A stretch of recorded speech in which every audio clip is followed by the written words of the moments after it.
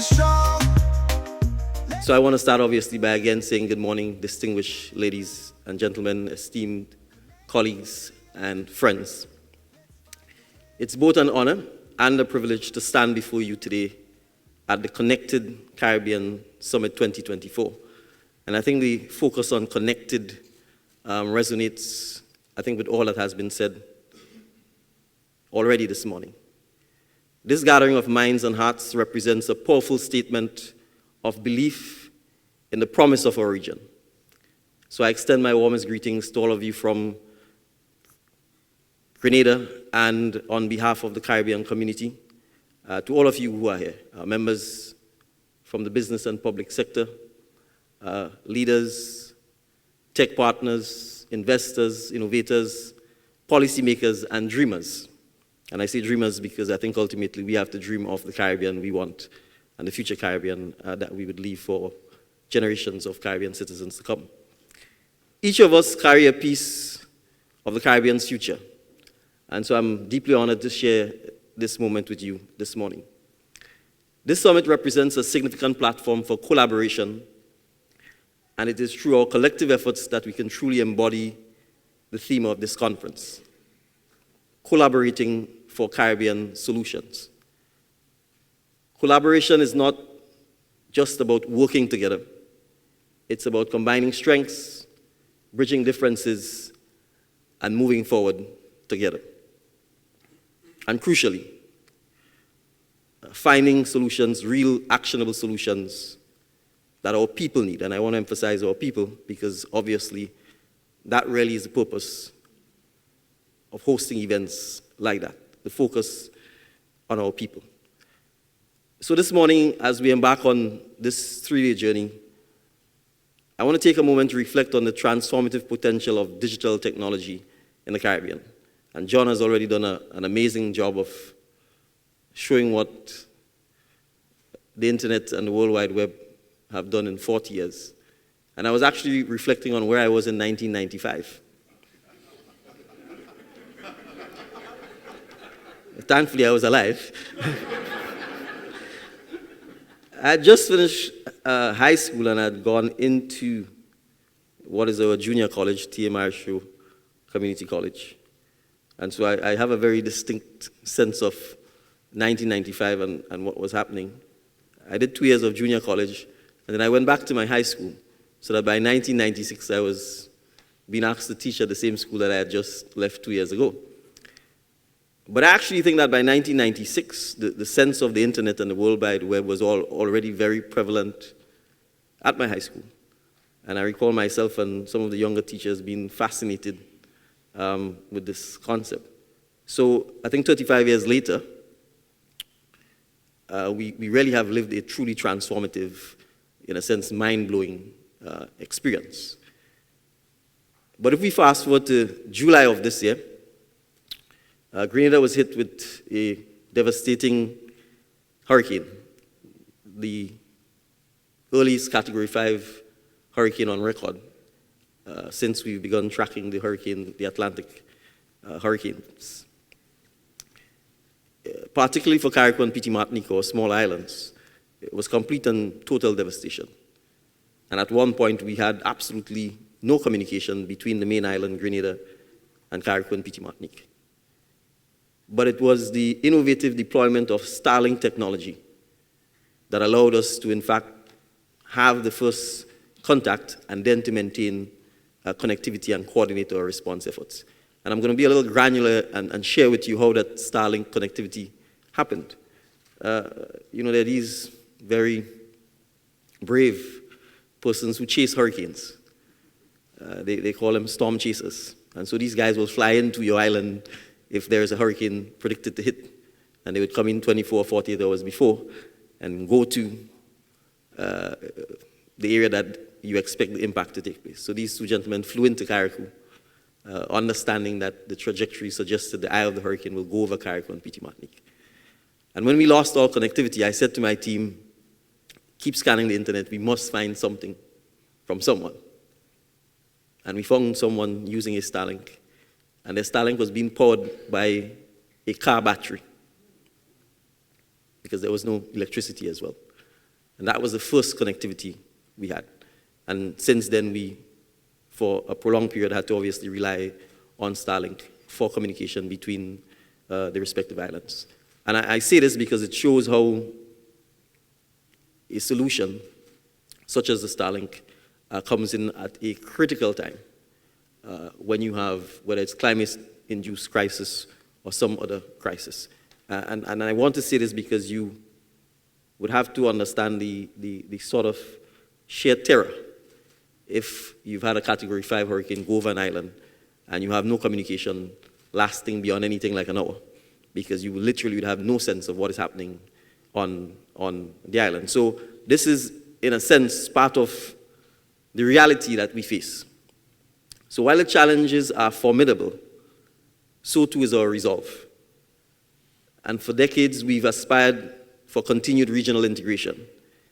But in many ways, we remain fragmented economically, socially, and politically. And the barriers are familiar, perhaps not so familiar. Climate change, I think by now everyone appreciates, is a major challenge, an existential one, and it continues to ravage our shores while we are scrambling constantly for resources to rebuild.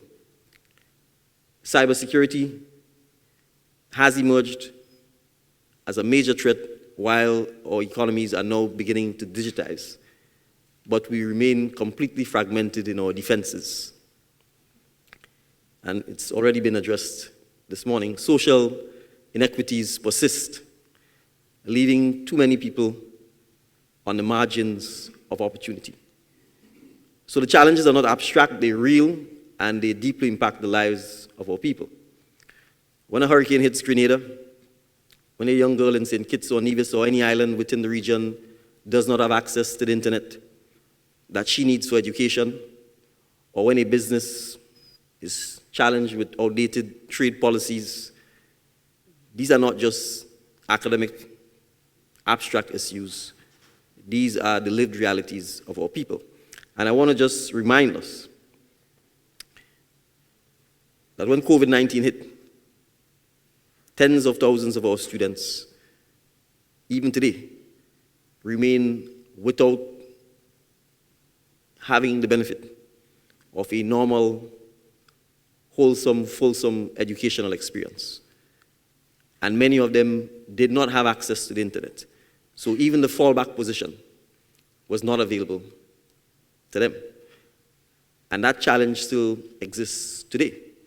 If there is another pandemic within the region or within the world, we still face significant challenges if we are to go back to remote education, because many hundreds, if not thousands, of our young people do not yet still have access to the internet. So I don't want us to take it for granted that we are anything close to where we need to be on simple things like ensuring universal access to the internet within the region. But the digital revolution provides a golden opportunity. Technology doesn't just connect us, it empowers us. It allows us to innovate, to collaborate, and crucially for the region, to overcome the constraints of geography and size.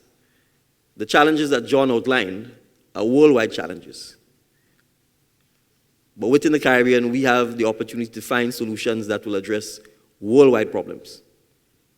And so it gives us a unique opportunity to overcome the issue of scale, which oftentimes is a major challenge for us within the region.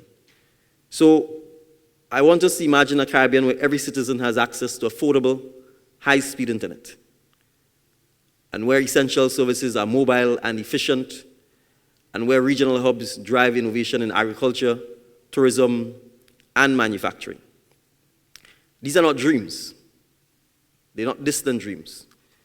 They are within our grasp if we act boldly and decisively. And I've already made reference to what technology can do in instances of natural disasters. But what will it take to harness this digital transformation?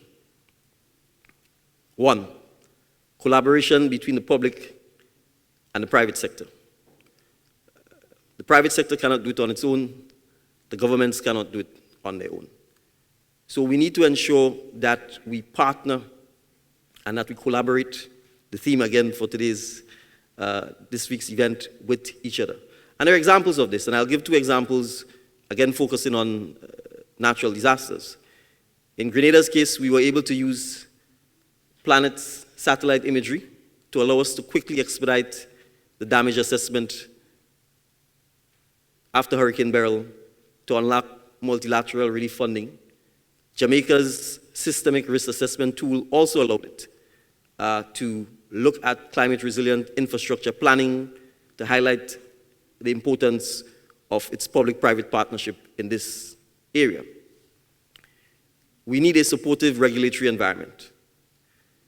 The slow and, in some instances, almost non-existent regulatory environment, coupled with, in many instances, duplication of regulatory requirements across all our jurisdictions, impedes progress.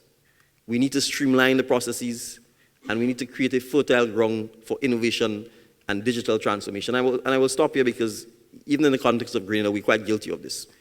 If you look at across the region, almost all of the government's fiscal incentives to drive business, it is all still very much focused on a very hard, tangible, traditional economic development model. Tourism, agriculture, fishing, construction. Almost across the region, there is very little fiscal incentives by governments to drive the growth in technology in a digital economy. That has to change. For the simple reason that our geography could only take so much hotels. It can only do so much agriculture. And there's only so much fish stock, assuming you are not managing it appropriately. But there really is no limit to human capacity. And there's really no limit to what we can do if we educate and invest and train our human capacity. And so we need to ensure that across the region, not just regulation from the perspective of streamlining business processes, but regulation that actually encourages the growth and development and the use of technology is absolutely critical. Is also critical. In fact, it's essential. So again, issues such as the need to deploy 5G and future technologies that will support the digital economy is absolutely critical. We can talk all we want, but if the investments, both public and private sector, because it's clear that either side cannot do it alone. If we don't collaborate on some of those issues, we will not be able to achieve the solutions that we want. The fourth issue, and one that is critical, and I think John started speaking about it, is digital skills development. The importance of equipping our people with the tools to thrive in a digital world cannot be overstated. The global job market is transforming, and the demand for digital competencies is growing rapidly across every sector. Yet, and I will admit that I find this one very vexing, our education systems have struggled at best to keep pace with these shifts or simply ignore it. And we are creating a situation where we are leaving thousands of our young people completely unprepared for the opportunities of today and the opportunities of tomorrow. We cannot allow that gap to persist or to widen. It is our collective responsibility to ensure that our youth are equipped with the skills they need to succeed in the digital economy. And as chair of CARICOM, I have made digital skills development a central pillar of our regional digital transformation agenda. To this end, we will be establishing, but let me restate that. President Ali and I of Guyana are spearheading the creation of a CARICOM Future Skills Fund with a heavy emphasis on a digital skills fund. This will support a wide range of training initiatives across the region. In Grenada, only last Wednesday, we launched a Cyber Nations pilot aimed at training at the government's cost 100 Grenadians in cybersecurity training. This is just a pilot. Guyana has already started. Barbados is doing the same. We intend to spread this across the region. The data suggests that just on cybersecurity alone, there are 3.5 million unfulfilled cybersecurity jobs worldwide. Let me repeat that. 3.5 million unfulfilled cybersecurity jobs worldwide. That's the combined population of Jamaica and Trinidad and Tobago. So if every citizen of Jamaica and Trinidad and Tobago became a cybersecurity expert, they would be employed. And I want to, in a sense, put that back again to the question of our fiscal policies still being tied to very traditional business activities where, in fact, in many instances, there are no jobs left in those areas. And if the jobs are available, it is very low-paying, unskilled, in many instances, temporary or seasonal jobs. So the reality is, technology is also disrupting the education system. This cybersecurity training is at best a 5-month course at a cost of the equivalent of 20,000 EC that has the opportunity to give you immediate employment, because part of the catch here is that the provider of the training gets you internationally recognized certification, and they engage in a 12-month placement with you that allows you to find an appropriate job in that sector. You can contrast that with a traditional degree in anything. It's anywhere between 3 to 5 years. It's hundreds of thousands of dollars of debt for the average citizen. And it's hoping you get a job when you exit university. So it means we have to make sure that we are very realistic, not just in the future, but now, in terms of how we position digital skills training. So in addition to this, we are spearheading the development of a Center for Excellence for Digital Skills and Artificial Intelligence, which will serve as a hub for training, research, and innovation, and a place where the Caribbean can lead in shaping the future of technology. Last week, 2 or 3 weeks ago at the CARICOM India Summit, President Ali of Guyana unveiled to myself and colleagues from the government of Trinidad and Tobago a full-fledged digital school. The government of Guyana, in collaboration with a university in India, has actually built out an entire full-fledged digital school. I had the opportunity of being in school myself. It was exciting, and we were given a half-hour demonstration of some good geography lessons on Guyana, some good cultural lessons on Guyana, including what's the favorite food that the president likes. But what was remarkable was the use of AI, because not only does it allow for the opportunity to give you instant feedback, including the gamifying of education, which is something that I think we need to appreciate, particularly for the STEM subjects, but the AI tracks the areas that you are weak in, and on its own recalibrates the teaching module to suit your particular weaknesses so that you become a better student. And so it means you can sit anywhere, in Guyana, in Belize, in Haiti, and attend this digital school. The potential for this, assuming the infrastructure is in place, is truly mind-blowing and has the opportunity to ensure that we do not leave anyone behind. So I'm giving examples to say that we are very much aware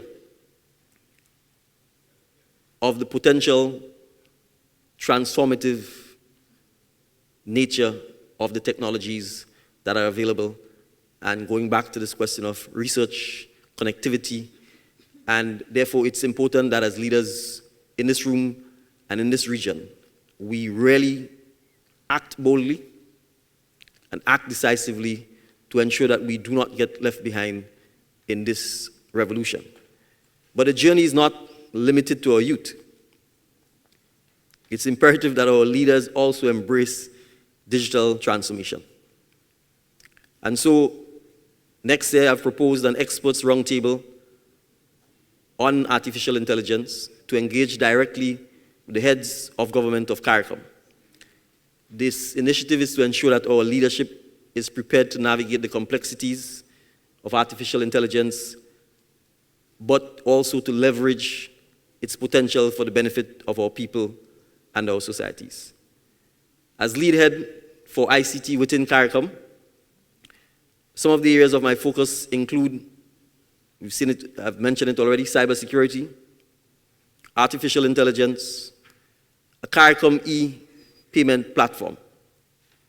We have been pursuing the interoperability payment systems for quite some time, but frankly, the progress has been very inadequate, especially when we look at the potential it holds for encouraging trade and economic facilitation. So an e-payment initiative must, and I'm underscoring must, rapidly be developed and deployed within the region if we are truly going to have the financial connectivity and to overcome some of the challenges we face from what I will call financial overregulation, especially imposed by some members of the international community. It is very difficult to do banking in the region. It is stifling economic growth, and it is making hundreds of our citizens unbankable. I mean, I don't know how you tell a young fisherman to open a bank account that he needs to show proof of a utility bill when he lives at home with his parents. And if he can't do so, he can't open a bank account. I mean, if we think through the consequences of this, you are basically saying to him, you can't save, you can't invest, and he's going to spend all his money. You're essentially impoverishing him. And there are hundreds of people who are, that's their lived experience. Even as a lawyer, there are all kinds of things, enhanced due diligence fees, every conceivable, and the banks are very innovative, every conceivable fee that you can think of is imposed. So this has significant implications for the under-reporting of economic activity within the region. It has significant importance for driving a black market and for things far worse. And in many instances, it is impoverishing huge sectors of our economies and locking them out of the financial system. And we therefore have to, if we can't fight the regulations, we need to use technology to disrupt and to find ways to go around this. And we can go to Africa, and you can see how their e-payment platforms have brought in hundreds of millions of ordinary Kenyans, Ghanaians, ladies who are selling in the market who otherwise would not have access to the financial system and who are now able to make a living, take care of themselves, take care of their families, pay their utility bills, etc. So it is not just about facilitating, in a sense, the formal economic, financial, banking connectivity we need, but it's also critical to address the question of making sure we do not leave hundreds of thousands of our citizens behind because we have an outdated, antiquated financial system that still seems not to understand that we don't have terrorists in the Caribbean, still doesn't seem to understand we don't fight wars in the Caribbean, and that the focus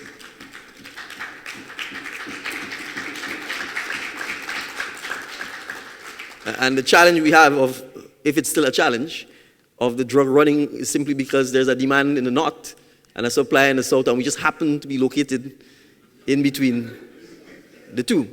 So it is something that is critical for us, ensuring that we have an appropriate e-payment platform that we can leverage within the region. And then finally, digital health.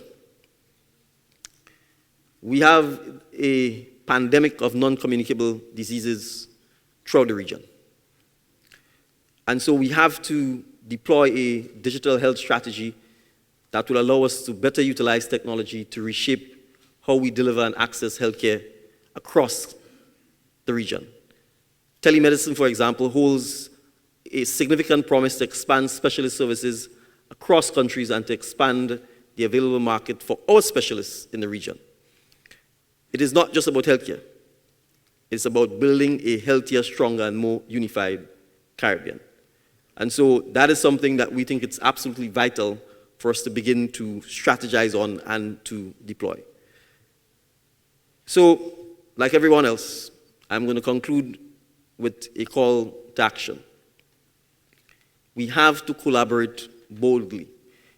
It is simply not the time for timidity.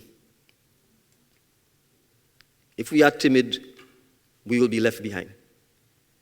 We need to ensure that we innovate fearlessly. And I therefore want us to recognize and appreciate the existing innovators that we already have in the region who are doing their part to make sure that the Caribbean is not left behind in this particular revolution. This is a moment for gravitas and inspiration. We need both. And so sometimes we may take ourselves too seriously and not take the task at hand seriously. We need to do both. It is a wonderful opportunity. It is an opportunity that should excite all of us. And it's an opportunity that we should grasp together, collectively, to ensure that the collaboration and connection creates the infrastructure, creates the institutions, and continues to inspire the next generation of Caribbean citizens to make us more connected and more successful. We need to move beyond resilience to that of sustainability and to that of success. Thank you very much for this wonderful opportunity. Connected Caribbean, let's find a way for Japan.